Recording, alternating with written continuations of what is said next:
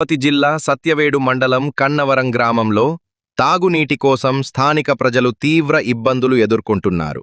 గత 2 రోజులుగా గ్రామంలో నీటి సరఫరా లేకపోవడంతో ప్రజలు అవస్థలు పడుతున్నారని గ్రామస్తులు ఆవేదన వ్యక్తం చేస్తున్నారు.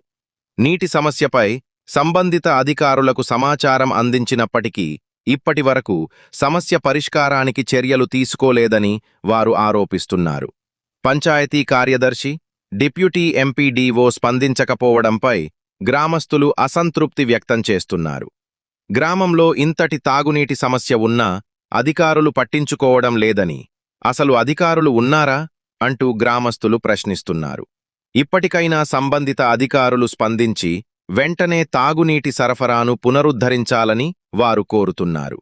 మరి కన్నవరం గ్రామస్తుల తాగునీటి సమస్యపై అధికారులు ఎప్పుడు స్పందిస్తారో వేచి చూడాలి.